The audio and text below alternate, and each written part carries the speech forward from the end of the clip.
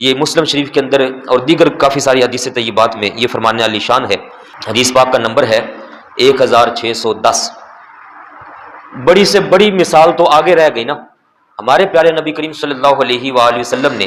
صرف ایک بالشت کا نام لیا، قلیل سے قلیل زمین کا نام لیا، تھوڑی سے تھوڑی زمین۔ فرمایا کہ جس شخص نے من اخذ شبرا من الارض ظلما فانه يطوقه يوم القیامہ من 7 اردین، جس نے حقدار کی ایک بالشت زمین بھی اپنے قبضے میں کر لی، صرف ایک گٹ، صرف ایک گٹ۔ آج کل تو لوگ ایک بالشت 1 انچ تو بڑی چھوٹی رہ گئی، پلاٹوں کے پلاٹ، پلازے کے پلازے، ایکڑوں کے ایکڑ کھائے جا رہے ہیں اپنے بھائیوں کے، صرف ایک گٹ، ایک بالشت زمین اپنے قبضے میں کر لی، اس کو نہ پہنچائی۔ فرمایا حشر والے دن اس کے برابر 7 زمینوں کا طوق بنا کر اس بندے کے گلے میں ڈال دیا جائے گا، 7 زمینوں کا طوق بنا کر اس بندے کے گلے میں ڈالا جائے گا۔ یاد رکھیے یہ زمین اتنی نہیں ہے، یہ 7 زمینیں نیچے حصہ ہے، 7 زمینوں کا طوق بنا کر حشر والے دن بندے کے گلے میں ڈال دیا جائے گا، اور سارا میدان حشر دیکھے گا یہ وہ ظالم ہے جس نے اپنے پڑوسی کی، اپنے بھائی کی، اپنی بہن کی زمین نہ حق اپنے حصے میں رکھ لی تھی اور اس کا حصہ اس تک نہیں پہنچایا تھا۔ نہ حق طریقے سے ماں باپ سے غلط خالی کاغذوں پر ان کی سادگی کی وجہ سے سائن کروا لیتے ہیں،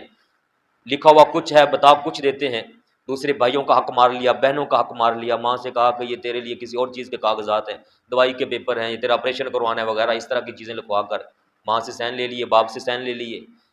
سادے لوگوں سے سائن لے کر قبضہ اپنے پر رکھ لیا۔ یہ سائن کر دینے سے زمین کا بندہ مالک نہیں بن جاتا۔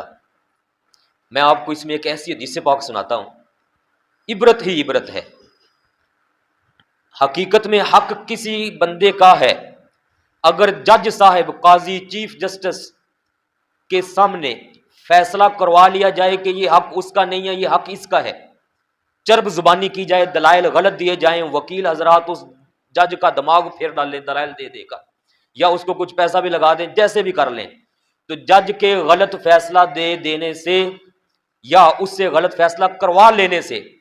جس کی زمین ہے وہ حقیقت میں اسی ہی کی رہے گی، دوسرا بندہ اس زمین کا ہرگز مالک نہیں بنے گا۔ سنیے گا حدیث پاک، ہمارے پیارے کریم آقا خاتم النبیین صلی اللہ علیہ وآلہ وسلم کا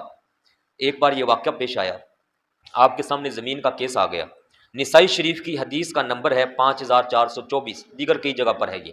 اماں جان ہماری ام المؤمنین ام سلمہ رضی اللہ تعالیٰ عنہا اس حدیث پاک کی راویہ ہیں، فرماتی ہیں کہ ایک کیس آیا،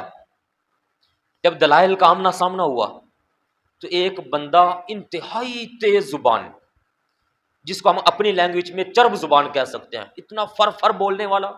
دلائل کے انبار لگا دیا اس نے، یہ میری ہے، یہ ہے، یہ ہے، یہ ہے، یہ ہے۔ آپ صلی اللہ علیہ وآلہ وسلم تو غیبوں کے غیب جاننے والے، آپ تو دلوں کے حالات بھی جاننے والے، آپ سے کیا چھپا، اللہ پاک وحی کے ذریعے سب بتا دیتا ہے۔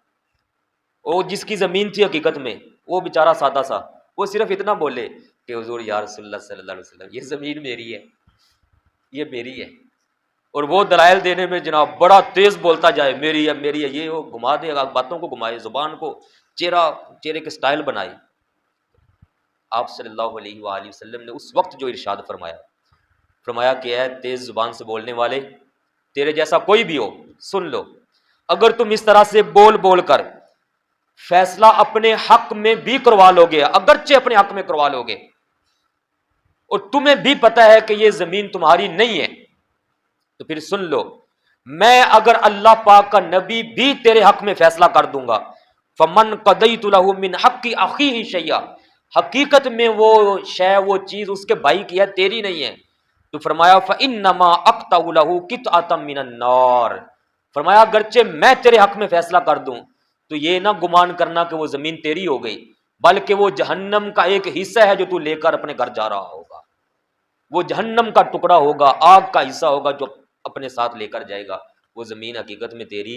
نہیں ہے، تو غلط فیصلہ کروا لینے سے وہ زمین تیری ہو بھی نہیں جائے گی۔ وہ بندے عبرت پکڑے